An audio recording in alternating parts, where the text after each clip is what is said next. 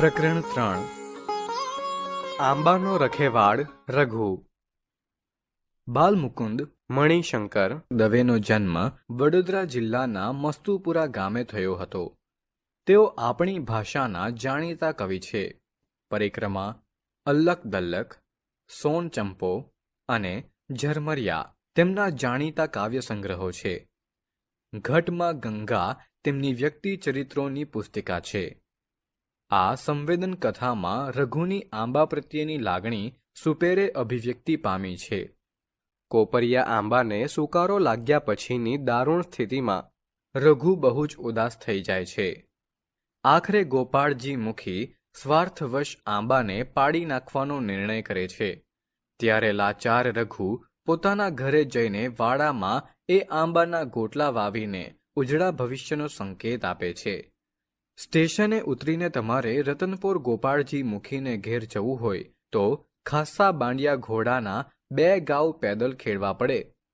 ગાઉ અધગાઉ મજલ કાપો એટલે જ્યાં પદમલા અને રતનપોરના સીમાડા મળે છે.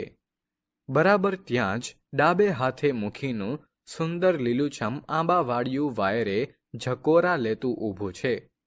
પ્રભાતને પહોર તમે આંબાવાડિયાને ઘસાઈને જતી ઊભી કેડીએ ચાલ્યા જતા હો અને પાંદડે પાંદડે તેજના ટશિયા ફૂટતા હોય ત્યારે તમને એ આંબાવાડિયું ગાયત્રી મંત્રના આદ્ય ઋષિ દ્રષ્ટા જેવું તપોભવ્ય લાગે. મધ્યાહને જુઓ તો ચોખુટ સીમમાં હેલારા લેતા ઝાંઝવાના અફાટ સમુદ્રને તળિયે જાણે કે નીલરતનનો પુંજ ખડકી મૂક્યો હોય એવું એ અદ્ભુત દેખાય. અને સાયંકાળે જુઓ તો કોઈ વિજયી સેનાપતિની લશ્કરી છાવણી જેવું એ શોભતું હોય.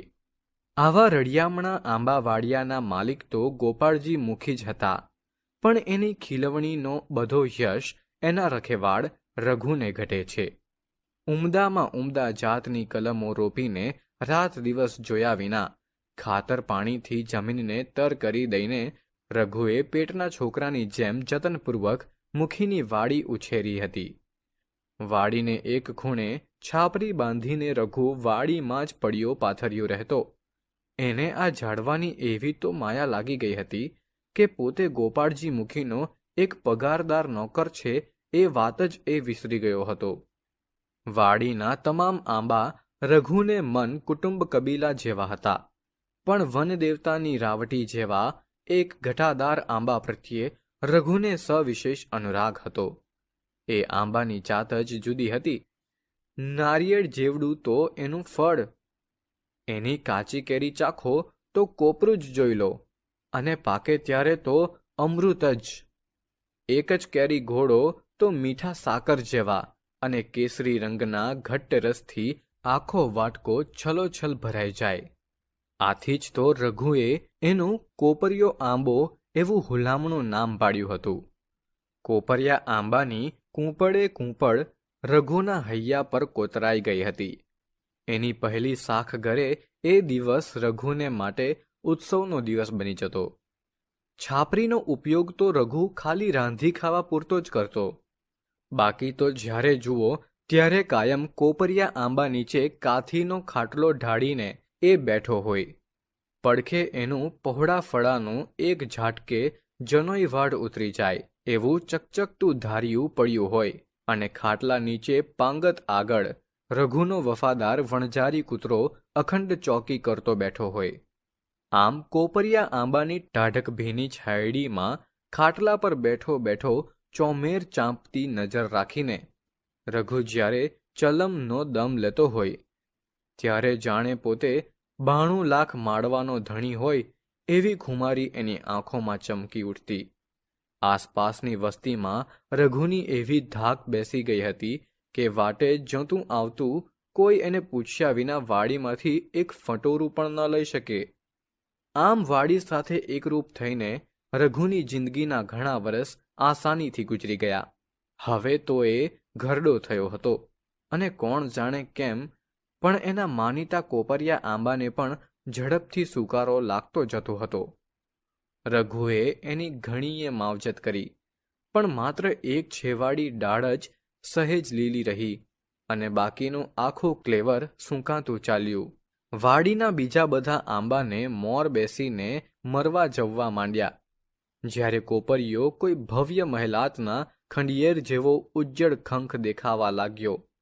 ભોળા રઘુએ તો માની જ લીધું કે નક્કી એનો કોપરિયો કોઈની કરડી દ્રષ્ટિથી નજરાઈ ગયો છે, નહીં તો આખી વાડીમાંથી બીજા કોઈ આંબાને નહીં ને એક કોપરિયાને જ શું કામ સુકારો લાગે. રઘુએ કોપરિયાના થડ ફરતે ખાડો કરીને જૂની માટી કાઢીને નવી પૂરી જોઈ, છતાં કોઈ ઉપાયે કોપરિયો ફરી કોળ્યો નહીં. રઘુ સામે નજર માંડવા પૂરતી એક છેવાડી ડાળ જ ફક્ત લીલી હતી. એના વડે રઘુ અને કોપરિયો ઘડીક મૂંગી ગોઠ કરી લેતા. ગોપાળજી મુખીએ તો હવે આ આંબાને ગયા ખાતે જ માની લીધો હતો, પણ રઘુએ છેક સુધી આશા છોડી નહોતી. એને ઊંડે ઊંડ હજી એમ હતું કે આમ કરતા જો જેઠ મહિનો આવી જાય અને કોપરિયાના મૂળમાં ચોમાસાનું પાણી ઉતરે તો જરૂર પાછો એ ટટ્ટાર થઈ જાય. પણ ચોમાસા આડે તો હજી ચૈતર અને વૈશાખ 2 મહિના અહિરાવણ અને મહિરાવણની જેમ દાઢ પહોળી કરીને ખડા હતા. એવામાં ગોપાળજી મુખીને ઘેર એમની મોટી દીકરીના લગ્નનો પ્રસંગ આવ્યો. ધૂમ લગનગાળાને કારણે લાટીવાળાઓએ જલાઉ લાકડાના ભાવ આસમાને ચડાવી દીધા હતા, અને મુખીને ઘેર લગન એટલે રસોડું તો જંગી જ થવાનું. ગોપાળજીએ વિચાર કર્યો કે લાકડા વેચાતા લેવા જઈશું તો લાટીવાળા ભાવમાં ચીરી નાખશે. એના કરતાં કોપરિયો આંબો હવે ગયા ખાતે જ છે. લક્કડ ફોડાને બોલાવી એને જો પડાવી નાખ્યો હોય તો ગાડે ગાડા લાકડા નીકળે અને લગન વખતે એક રાતા પૈસાનોય કાઠીનો ખર્ચ કરવો ન પડે. રઘુને કાને આ બધી વાત આવ્યા વિના કેમ રહે? બિચારો રઘુ એક સવારે કોપરિયાની છેવાડી લીલી ડાળ તરફ ઉદાસ નજરે તાંકી રહ્યો હતો. ત્યાં તો ગોપાળજી મુખી 2-4 લક્કડફોડાને લઈને વાડીએ આવી પહોંચ્યા. લક્કડફોડાએ મોટા મોટા કુહાડા કોપરિયાના થડ અડતા ગોઠવ્યા, અને ક્યાંથી કાપવાનું સુગમ પડશે એ કોપરિયાની ચોમેર ફરી ફરીને શિકારીની જેમ જોવા લાગ્યા. રઘુની આંખમાંથી દળદળ આંસુ પડવા માંડ્યા. પેલી એકમાત્ર લીલી રહેલી ડાળ પવનની લહેરખીમાં સહેજ હાલીને જાણે કહેવા લાગી, ભાઈ રઘુ, હવે તો આ કાયા અને આ કુહાડો, તું અહીંથી ચાલ્યો જા. રઘુ, તારાથી આ જોયું નહીં જાય. કોપરિયાને કપાતા બચાવવામાં લાચાર એવા રઘુને આજ પહેલી જ વાર લાગ્યું કે પોતે ગોપાળજી મુખીનો એક પગારદાર નોકર માત્ર છે. તે ઉતાવળો એની છાપરીમાં ગયો અને એક નાની શીક પોટલી લઈને તરત બહાર નીકળ્યો.